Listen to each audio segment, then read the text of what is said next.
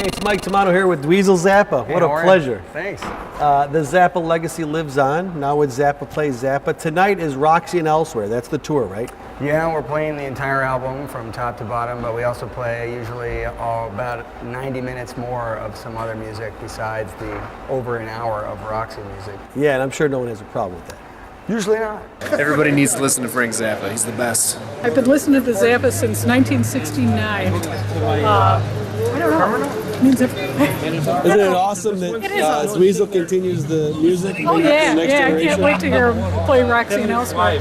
When you look at the significance of Roxy and Elsewhere, one of the things I know is with Frank is, unlike most bands, he would debut entire new music live. Right. Yeah. And so I've been actually mentioning that to people to put it into perspective, because I ask if there's anyone who hasn't heard the record before, and the few that say that they haven't, I say, well, you get to hear it the way other people heard it 40 years ago, before it was an album, and it was just a concert. So that's the part that's so cool about trying to give people the opportunity to hear the music for the first time. Yeah. Because when you hear it for the first time, it's new music. It doesn't matter if it was done 40 years ago. Right. But I always tell people it's very contemporary, so contemporary, in fact, that it is from the future. Right. Oh, amen. Yeah. I've been listening to Frank Zappa's music since I was a kid. What do you think about Dweezil's Zappa Plays Zappa, bringing it to the next generation? I think it's a good idea. I've seen him 3 times at the Uptown, and they were all excellent shows. I've seen Frank at least 15 times, never seen Dweezil. So this will be a first tonight. You're in for a great show. I'm ready for it. All right, man. Thanks. I just think he's one of the greatest electric guitarists of all time. And his music might be out there, and a lot of it I certainly don't get, but I don't think you're necessarily supposed to. I just think it's awesome. The torture never stops.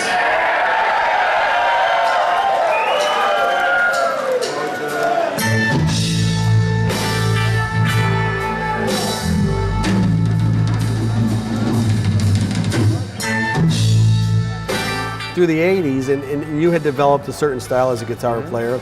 So now you had to go back and learn your dad's music perfectly. And so now, what kind of stylistic differences as a guitar player did you see from Frank's playing to the playing that you had developed by that age? Well, the biggest challenge was that I had to go from being an alternate picking guitar player to using all kinds of different pickings. Yeah. So there's things called economy picking or sweep picking, which the guitar pick ends up using going across multiple strings, and it's like a directional kind of picking, so that you reform how you finger things in order to get the pick to work a different way.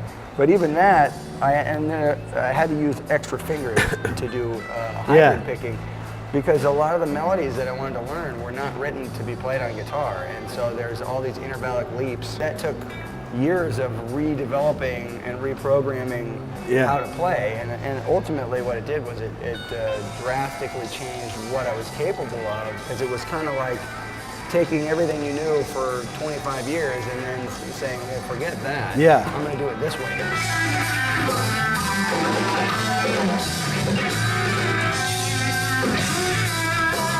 Frank Zappa's music has been with me forever. The epiphany I had was hearing from across the street these hippies were playing Just Another Band from LA. And this is the 70s. I was like, these guys are cool, right? Because I got the biggest record collection.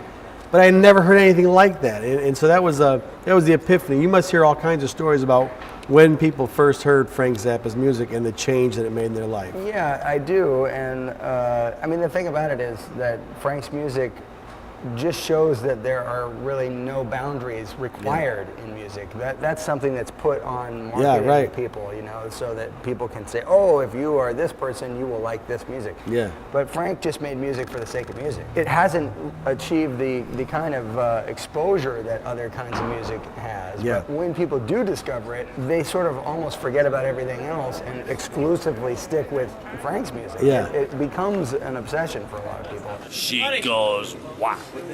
Chester's Gorilla. Don't eat the yellow snow. Autographed by Dweezil. Ray White. Dweezil, Ray White. We got signatures, man.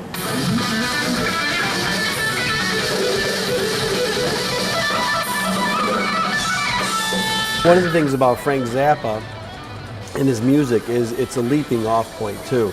I mean, how many people discovered Varese and Stockhausen and Stravinsky because of Frank's music? So you're bringing that to the next generation. Well, we try. One of the biggest things that we do in the show is just give a balanced perspective of Frank's music, because he made over 80 albums. Yeah.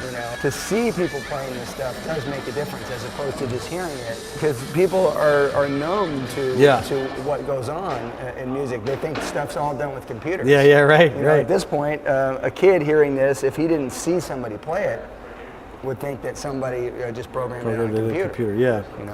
Well, walk us through the rehearsal process, because it's not easy finding musicians of this caliber. And let's talk about the current lineup and kind of how you guys got this tour together. Yeah, the current lineup is the smallest band that we've had. We call it the Rocking Teenage Combo. Okay. And Frank had different size bands all the time, even down to a 4-piece. But this is a 6-piece lineup, and it has Sheila Gonzalez, who is one of the original members of the core band. But over the years, we've had some different people come in and out, and this is the youngest band by far, which is ultimately what I set out to do, was find the youngest players, so that it would be more of a visually appropriate message to say, hey, this is music for any generation. Yeah, right. Because a lot of people get hung up on the fact that they say, oh, well, this is all music for old people.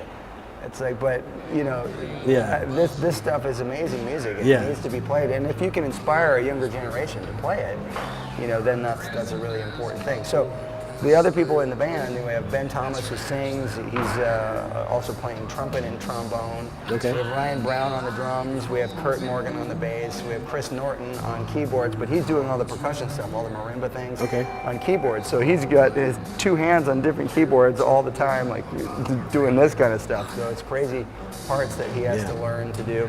Then I'm playing guitar and doing some vocals and stuff too. Excellent. So tell us about the What the Hell Was I Thinking project. Where's that at?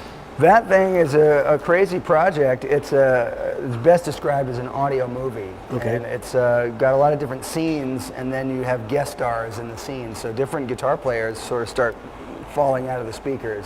Anyone from Eddie Van Halen to Eric Johnson to Brian May from Queen, Angus and Malcolm Young from AC/DC, Steve Vai, Steve Morris, Brian Setzer, Joe Walsh, all different people that are just making these guest appearances on music that's constantly morphing and changing.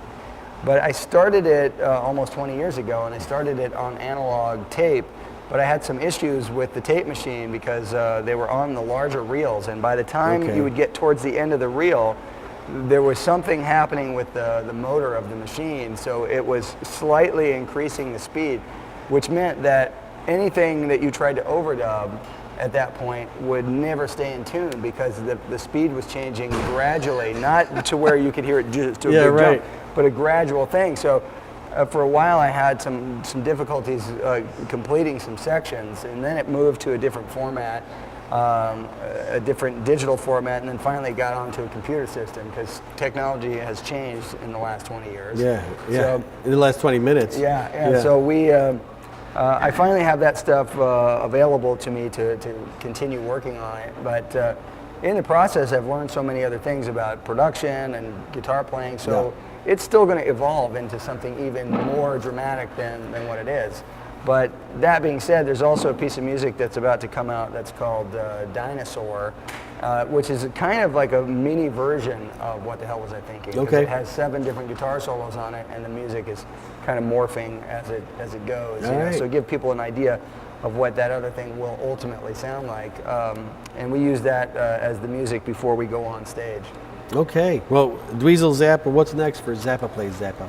The next big thing that we're going to try to incorporate is see how many places we can get ourselves involved with, like a wind ensemble or a small orchestra, so we can play some of the classical works and try to really mix the rock band and the orchestral kind of sound, because I think it would really be cool to explore some of those compositions that way. And I know we've done it a little bit in Europe, but we hope to do more of it in the States. Yeah, well, and it's getting harder and harder to get big ensembles together and get everybody paid. So, best to you on that. And, as a fan for so many years, Frank's obsession with the road and all the various colors of the road. The folklore. Yeah, the folklore of the road. Tell us a road story from Zappa Plays Zappa.